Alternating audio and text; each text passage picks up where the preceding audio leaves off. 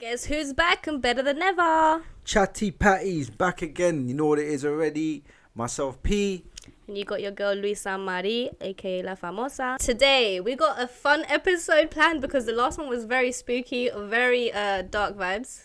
Yeah, very dark vibes. If you guys watched it, you know what we're talking about. If you haven't, go check it out. Let's kick it all off. Let's just give the people back home a little recap. We went to Thorpe Park for Fright Night. Thorpe Park Fright Night. For anyone who doesn't know, if you're not from London, Thorpe Park is basically the only really good theme park that we have for roller coasters and stuff. I would currently say Thorpe Park is the best in the UK at the moment. The only reason I did want to talk about Thorpe Park is because we got lucky enough to test out the brand new ride Hyperion. And wow, literally half an hour before we left the park, it came on. All I know is it was around 9 p.m. We saw the ride going and we ran. I am an adrenaline junkie and I will go on everything. Hyperion though left me speechless. I'm just saying, like, in regards to like any ride that I've experienced in the UK, that's been the maddest one. That First of all, you're not even held down. You only are held in by something going across your waist. Yeah. It's the tallest, the fastest. Yeah, you're hitting 81 miles per hour. Basically, yeah, Hyperion takes it all. But we also went to Shocktober for Halloween, which Tully's was pretty Farm. sick. It's Yeah, basically. So what did you think? So for anyone who doesn't know, Shocktober Tully's Farm is basically a really big farm where they build scary mazes every October. They have scare actors walking around. They scare you. They have some rides, and I've been dying to go. Did it live up to my expectations? Yes. The only problem was it did, because the reason I sound hesitant is just because we, being our first time, didn't know how it works. We booked the tickets. They told us to arrive at 6:30, but that was too late. Yeah. Too late. Way too late. Way too late. We got lucky that we even got to go on as much as we did. But we got to jump on six mazes? Five mazes. And there's how many in total? 12. So the only reason we got to do that though is because someone randomly gave us their fast tracks. Well, they didn't give it to us. We had to buy it, but cheaper than what it was in the park. They were giving them away basically. But we got lucky. But all I can say about Shocktober is we went on one specific scary maze that blew both of our socks off. It was. I don't know. You want to ruin it for them? We won't give too many spoilers on what goes on inside the maze. All I can say is this is like the first maze I have ever been inside in the UK that genuinely has scared me. It scared both of us. It scared both of. We were both scared, and we were not going to give much away, but it's just scary because they basically send you into the darkness with a little lantern that flickers, turns on, turns off, like automatically. There's stuff going on inside. You don't know. Yeah, you just don't know what to expect. And the way they've done it is that they make sure that your group goes by itself, so you're not with anyone else. So if you're going like for example, me and Luisa went just us two. It was just us two in that maze, like by ourselves. Yeah. Normally, I think that's what spoils it in a lot of mazes. It spoils it that you're with a big group of people. Yeah, because you can see what's coming up. Yeah, especially if it's a big group and you're in the middle, and there's always the people that just scream at everything. Yeah. So every time they're screaming, you already know, something's coming. So it's not the same, but that maze, it gets me excited even thinking about it. It was scary. It was scary. Like you guys have to experience it if you haven't gone there. Shocktober, Tully's Farm. I don't think a lot of people in the UK know about it. Not in London. People in London don't know about Tully's Farm. Yeah. So we're gonna do a swift transition. I have had a couple of nightmare stories when it comes to food poisoning. In Egypt. What is it that we had? It was that really nice carne asada that you really liked. So we had like some like stew, some meat stew, beef stew, yeah. But anyways, it had some like peppers in it. Yeah? No, it didn't.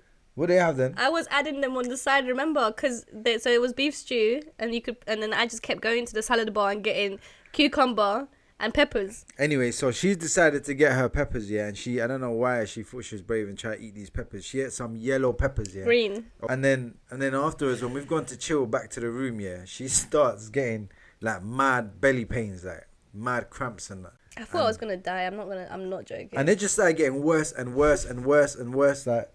In my defense, the only reason I ate the pepper is because I had been eating like a little tiny piece of pepper with like every meal the whole holiday, and I was fine. Yeah, but you had a fat. Yeah, I don't know what happened to me that day. I just decided to take the whole entire pepper and just chew it. And she yummed it, and obviously because we've been drinking, we've been eating. Oh, and that's the day we were drinking the lemonade. The cocktails that we were making up, and we discovered that lemonade with vodka tastes really good, and very nice, very nice, very nice. Who would have thought? But also, I discovered, I didn't know this. Luisa told me that if you mix like pepper and lemonade, it can be really bad for you. Well, that's why I discovered it, because when I was having belly pains in the room, I googled like really bad belly pains after eating spicy food, and the first thing that came up was if you eat something spicy and you drink lemon or eat lemon afterwards, it's gonna mess you up basically. That's why we both discovered it. And I had been drinking lemonade all day, and then I went and ate that pepper. So anyway, Luisa's like in this mad cramp pain. She's like dying. She's dying. Like, it was the most horrible thing I've ever experienced. I've had to get up it's like 1 a.m. We hadn't gone to sleep. It was like I was 2 watching in the TV. morning. Yeah. It was like, anyways, he was watching movies while I was hunched over, like crying. There's nothing else I could do in it. Like, I'm trying to help. No, I'm not saying that in a bad way. I'm saying I know. So anyways, I've got up at like 2 a.m. and I'm like, I'm just gonna go to the shop and I'm gonna get you some milk. And I went to the shop and I got her some milk. Did it help you? You know what? That milk you got me, I think it was yogurt. Because it did not taste like milk. It didn't feel like milk. No, it was milk though. I don't think it was milk. It tasted like yogurt, literally like yogurt. But it did help in the sense that it soothed your guts. It soothed my guts. But she's throwing up. It was so bad because it was, imagine like, you know, that burning feeling you get going down your throat when you eat something really spicy. All your intestines were like that. Imagine that, but coming back up, making it 10,000 times more spicy. And it wasn't like that night. She's like had a terrible night. She ain't slept. She's vomiting all night. She's turning over in the bed. She's in pain. This did not stop for days. Yeah, it went on for a while. It went on for days. Like, obviously, it wasn't as bad as that. I think it was like our last 3 days there, isn't it? Yeah, and we had to go to the. Remember, we had to go to the pharmacy to ask them for like tablets for her.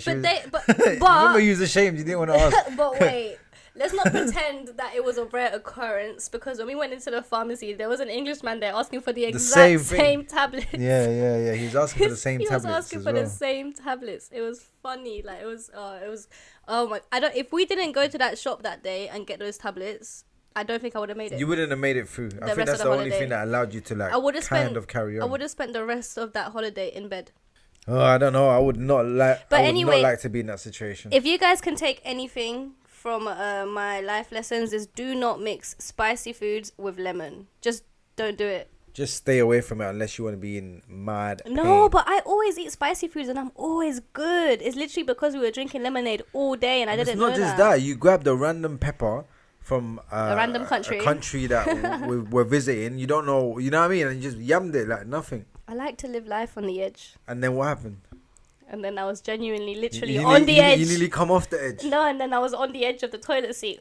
Yeah, on the edge of I was enjoying movies. I can't lie. There were some sick movies playing. Yeah, there were some good movies. Did you even get to watch any?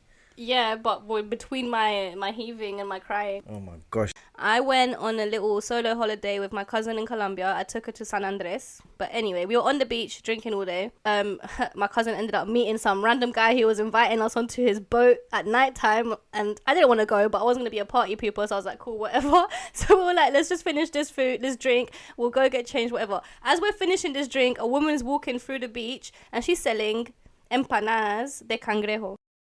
Why would you want to eat? By the way, guys, cangrejo is crab. Listen, never in my life at this point, I'm a fussy eater. I was not the foodie that I am today. Yeah. So I've never in my life even tried fish, sushi, nothing. This woman comes selling these empanadas and I'm like, oh, empanadas. So she's like, empanadas de cangrejo. And I did look at her like, I've never had that before. Like, let me not.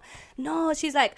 and then all the locals started telling me that she's the best seller in the whole island. She does the best empanadas on the island. Does not sound appetizing. But you know what surprised me? I was expecting to see like fish inside the empanada. Yeah. When I bit into it, it looked like shredded beef. Yeah, but it's crab though. That's what I'm saying. It don't sound appetizing. It tasted like beef, and that's why I kept eating it.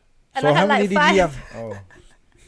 But you know, Yeah. because long story short, I ate these empanadas. I was fine, whatever. She met her friend, and this is why it got really embarrassing. So he took us on this little moped to go like cliff jumping at night. So we're like, the three of us are on a moped. That was my first ever time experiencing The freeway moped thing. I was at the front like. But anyway, we got to this. The things you do when you're young, like.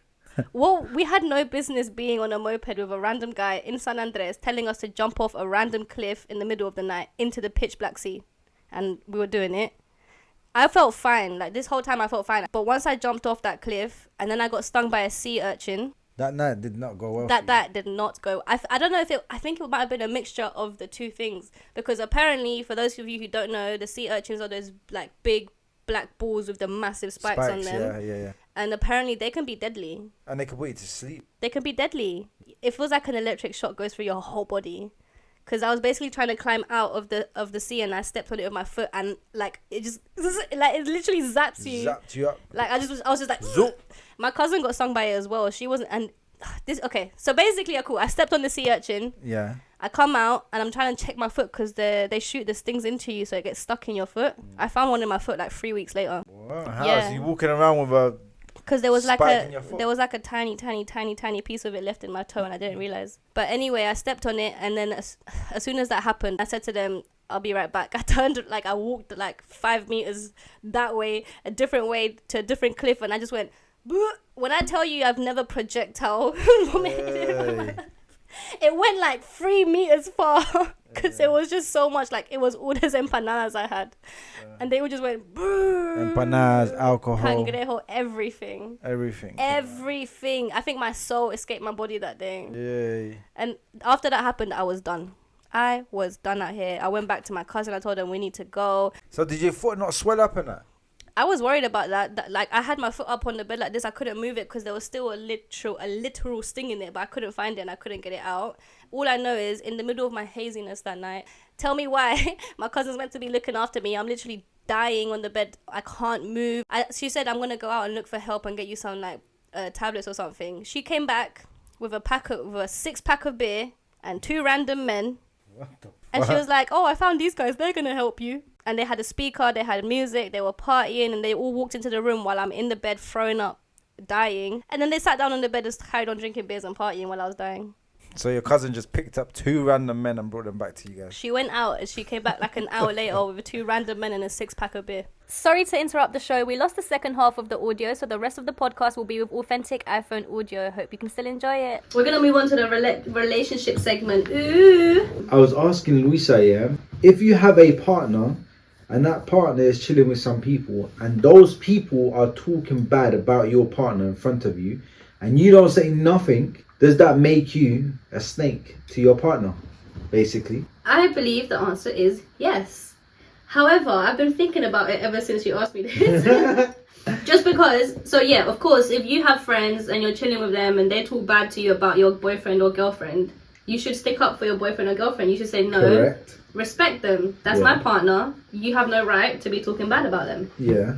However, what's your opinion when it comes to females? Like, for example, me, I don't do this because I don't have close female friends, but females who have a close girl group, they tend to run to their girls every time there's an argument or every time the partner does something, every time there's a problem, and those girls will be like, oh, he's such a this, he's such a that, blah, blah, blah. What about then? Yeah, I guess it's different because you're complaining about it and then you're inciting the convo that's negative towards your partner. But what I'm saying is it's a conversation that's going on about your partner without you inciting it. You're just in the same room and they're talking on your partner and then, you're in that room. Well, in that case, you shouldn't even be friends with them. Well, they're your friends, but they like talking about your partner rudely, innit? So are you going to allow them to, or would you like step in? Well, yeah, 100% if you allow them to, then you're because the way that you're saying it is slightly different. You're inciting that conversation. You're being negative. That's my question to you. That's my question to you. Girls tend to do that a lot. Do you think that's all right? To an extent, it depends how far that's going. Like, I get it if like your man's being a prick to you and you're telling him, oh, he's been such a dickhead, and your friend's like, yeah, he's been a dickhead. Something like that. That can run in it, right? But if it's a thing where you're proper bad mouthing your partner, then that's different. I guess, it shouldn't be, innit? Yeah, like you said, it's different. But I also think it becomes really sticky. It becomes really sticky when it, like, especially girls have a, like, men do that? Do men go and tell their boys when, like, their girls doing I wouldn't say such now. I think that is a bad habit that girls have, and girls need to learn to control that, including myself at times, because you'll go and you'll badmouth your man to your girls or your friendship group. You'll tell them, yeah, he's done this, he's done that, blah, blah, blah, blah. So now your girls are going to hate him. That could go two ways. Either they're not going to like him and they're going to be, like, talking shit about him, or they will use that to know that now, oh, you lot's relationship is rocky, let me slip in there. Oh, hold on. If you have friendships with people who are trying to slip in there with your man, then they should not be your friends. Stuff like that happens though. It's realistic. That's why. God forbid. One of my advices here when it comes to relationships, keep it private. Keep it private. You don't need to tell everyone your personal relationship business. You took it a completely opposite direction, because I've never, like, it would never even cross my mind. Like, I would never even be friends with someone. I'm not necessarily saying... No, I'm saying I personally would never be friends with someone who I would feel like... Yeah, but that's the thing, though. You don't know. You don't know, though. And that is why I don't have female friends. I'm not talking about just female. I'm talking about males and females. Males... But at times, you don't know. And someone could be like, okay, them two are having issues. I'm going to try and... You know what I mean? Like that's how people are. I feel like that's more likely with men. Like, I feel like men do that a lot. Like, no, women do that a lot. Women are just very sly about it. That's the difference. I think, I don't know which one is more messed up, but there's nothing more annoying than running to your girls and telling them what's going wrong in your relationship, and then they stop liking your partner because they're not there for the loving side of it. They're not there for the makeup and all of that side. So then when you are okay and when you are happy and when you are good, they don't want to know about it. And not just that, they're gonna be like, oh, she's why so with dumb. Him? She keeps going. Why is she with him? Yeah, I've been there, done that. She keeps running back to him, and she keeps coming to complain. But then also, I think friends need to do better. Me, as a friend, if I have a friend and that friend comes to me and complains to me about her boyfriend, girl, I would talk shit. What's he doing? He's a this, he's a that. How dare he? But if you come to me half an hour later and say, girl, ignore me, I was tripping, I'm in love with him again and we're good, I'm like, okay, good for you. I hope you get married. I'll be your bridesmaid. Like, you should be on the same wavelength as your friend. Because it's not your business to... Yeah, but the I guess in that sense is if you keep painting a bad picture of your man towards your friends, they're going to think it's a bad relationship, and then they're going to, like, focus on the negative side of it. Yeah. Which is, you know what, talking about that, people tend to always focus on the negative instead of the positive. Always... Yeah, why is that? We tend to focus on the negative stuff. Like, I don't know, I guess, like, even for us in the last couple of years, we've had so much positive things, but... I feel like we focus on the negative stuff. Right? Like, there's so much good stuff has happened. Why not focus on the positive stuff instead of the negative? It's a human. I think it's a human instinct. Yeah, it's like it just disappears. Like, oh, you never just like, you know, live that moment. Like, you know, there's days, yeah, that we've had a banging day. Like, it's been so sick. It's been a good day. We've had fun. We've done the most. We won the flipping lottery, and we'll have one tiny argument that will last 5 minutes, and he'll say to me, "You ruined the whole day." It's true. I mean, like, you ruined my whole day. I'm always like, you know what's funny is, like, it will be like maybe 8 p.m. at night time when the argument happens, and you'll tell me I ruined your whole day. Like, you ruined me winning some money. Yeah, like, that's so funny, but I think that's just a human thing. Yeah, I guess in that moment you just focus on that one bad thing, and you just like everything else just. Yeah, it's so bad. It's such a bad habit because if you was to focus on the good stuff instead of the bad stuff, I guarantee there's a lot more good stuff going on than bad stuff. You know what? Talking about this here, I saw someone's perception of this here. They showed a guy that he's always like negative, and they showed a guy that's always positive. And they basically provided both the guys with the same opportunity. The Darren Brown show. Is that Darren Brown? It was the Darren Brown show, yeah. So he provided them with the both. Obviously, they don't know this, but he provided them with the same opportunity, yeah. And the guy that is always positive, he took it. He found it, and he came across it, and he just ran with it, and he took it, and he got what was put there for him. Yeah. The negative guy completely ignored it, and like just went about his day and just ignored the fact that this is right in front of you, and you could have such a good day today, but because you're so negative, you just like when you're negative, when you're in a negative mindset, you let opportunities pass you, and you don't even acknowledge them. We need to take our own advice at times, though. That's why how did we even get onto this conversation? We're talking about relationships. Let's move on to the next question. If you're in a relationship and all of your friends are single, or all of your partner's friends are single, should you be going on nights out with said friends? I would say if it's a special occasion, then maybe. If it's just a random thing where you're going to be going out all the time without your partner, I don't think you should. I'm a strong believer. Like, I know people say that you shouldn't abandon your friends for a relationship because relationships come and go. But if you're dating, you should be dating to marry, not just for whatever. And if you're dating to marry or to find the love of your life or to find your partner you're going to spend the rest of your life with, they should come before your friends. I guess it's when it's serious. When you get into a relationship and you're like, look, we're together now. Yeah. Then things should be like, okay. If you're in a relationship and you're together, you have no business going on nights out every weekend with your single friends. That's my opinion. Well, obviously, because what happens when you go on nights out with your single friends, you're going to get licked, you're going to get drunk, alcohol, and then things tend to happen. A lot of people think, oh, that's toxic. Girls should have their girls' nights and guys should have their guys' nights. But listen, hear me out. You have no business being with a group of single people who all they want to do is move to other people, and you're going to be there doing what? Staring at the wall. Listen, if it's a thing where it's like, oh, I'm going out and I'm not taking you, and you're like, but I want to come, and like, no, I don't want you to come, then you know that your partner's on stuff. And then people will start being like, you're toxic, why can't you have a night away from them, blah, blah, blah. But there's just like a thing of like, if you're in a really, really serious relationship, you shouldn't need to want to put yourself in like those type of environments. Yeah, you should be able to just roll with your partner, innit? Yeah, come with your partner. Why can't your partner come on a girls' night out? But anyway, people are going to be like, you're so toxic. Should your partner know your phone password? I don't see why not. The reason why right now it's not controversial is because we both had like the same wavelength, but like 50% of people out there say no. All of the relationships, private to me. All of the relationships I've been in the past, my phone is my personal privacy, and you should not want to invade that. I don't see why, if you trust me, I shouldn't have to give you my password. Like that's the flipping. You know what? The way I see it is, if you have a partner and you're looking to stay with that person and you guys love each other or whatever it is, and you refuse to let your partner even touch your phone, there's something wrong. There's something going on. There's something It's as simple as that. There's nothing else to it. Because if not, why do you care? Just take my phone. It's not that deep. It's not that deep, like. Not just for that, but me knowing your password doesn't mean that I'm gonna be looking for stuff. What if I want to order myself food? What if I want to go send myself a picture? Yeah, no, it's not that deep. If you have nothing to hide, allowing someone else, not even just your partner, anyone someone on your phone is not that deep, because what you got to hide, like. Yeah, if you don't have anything to hide, the only reason that someone or a partner would be like, no, you're not going on my phone. It's because the signs going on. You know what? Yeah, how many of you guys have seen, and you as well, have seen on like instant stuff, the videos of people that get paid to just allow their partner to look at their phone, and they all have something to hide. All of them. Or there was one that I saw recently.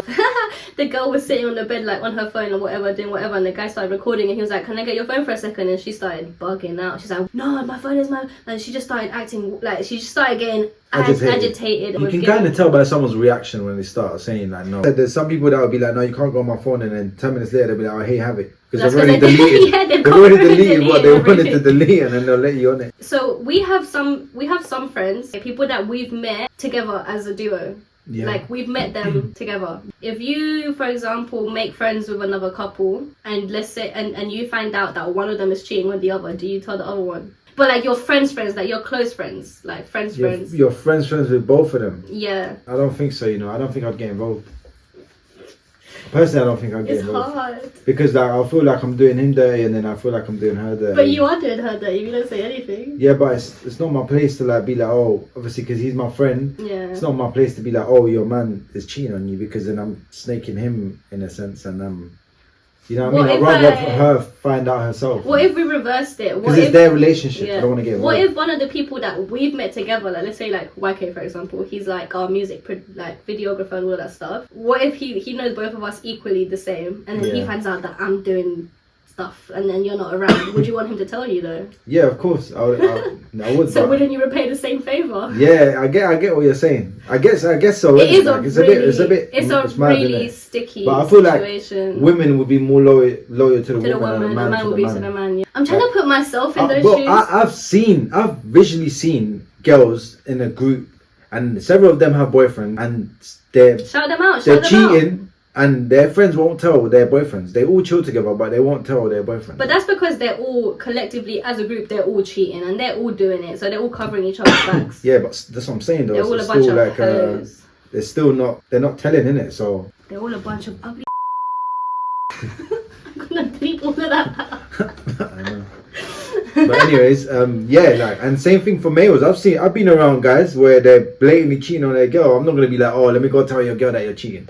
No, I can't lie. I would like to, I know that it's like unless it's my boy. Like if it's my boy and I see like his girl's cheating, of course I'm gonna tell him. If it's your boy and it's your boy and you see his girl cheating on him, of course you're gonna tell him. But what if it's your boy doing the cheating and his girl's not cool with me like that? So that's double standards then. It's not, because I don't know. Why am I going to be going out my way to be like, well, guess what? What if it's your boy, like your boy, but you're also really, really cool with the girl? Like really, really, really cool. Yeah, like your brethren, like that's your G because you've known them. Then you know what I'll do? I'll chat to him first. And say, you tell her, I'll tell her. Not even just that. I'll be like, bro, you need to either tell her that you don't want to be with her, or just stop messing about. Or you know what I mean? Or get serious. Like, would you stop, if your friend didn't tell you, would you stop talking to your friend if you found out she knew? 100%. I would never talk to them again. What if she's got a reason behind why she didn't tell you? There's no reason that could be good enough for you not telling me. What reason? I don't know. Maybe she just didn't want to break your heart, or she wanted to tell your man first. If you're my friend, you should have my best interest at heart. And my best interest at heart is to not let me get